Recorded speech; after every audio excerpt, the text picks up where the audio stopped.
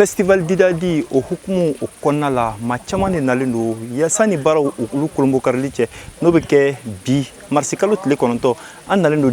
disan min nalen ni Buguni o cɛ man jan kosɛbɛ disan mun de bɛ yen i ka dɔn k'a fɔ kɔ de bɛ yen bamaw bɛ kɔ min kɔnɔna la hali ni san tɔw la ni ji jara ji tɛ ja ka sabu kɛ bama min b'a kɔnɔna la laadalafɛn don maa minnu nana ka na o fɛn ye an ka u lamɛn o nimisi wasalen.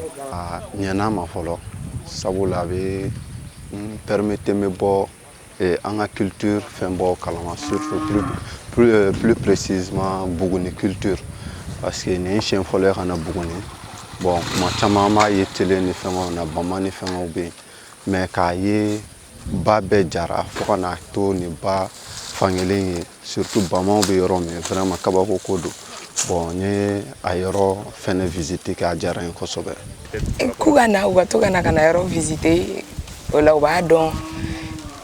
dɔwɛrɛ dugu kɔfɛ yɔrɔw la fɛn wɛrɛ bɛ yen nɔ i n'a fɔ an yɛrɛ ka laadalako caman bɛ an tɛ minnu kalama donc n'i bɔra ça te permet de savoir tout cela i bɛ bɔ ko caman kalama. Yala bama ninnu yɛrɛ kun jumɛn na u bi yan disan kɔ yɛrɛ ale kisa ye jumɛn ye an ka o lamɛn disan laadalatigiw bolo.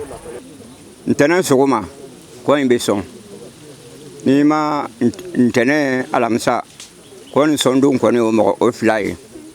ni yɔrɔ ka jan n'i tɛ yan sɔrɔ don kelen i bɛ na ka na si mais n'i bɛ na kɔ kɔni sɔn don ntɛnɛn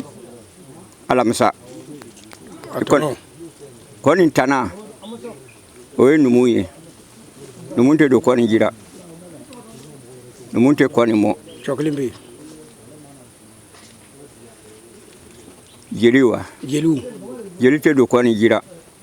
an ka kɔ nin tana ye numu jeli fɛn fin fɛn bilen fɛn nɛgɛ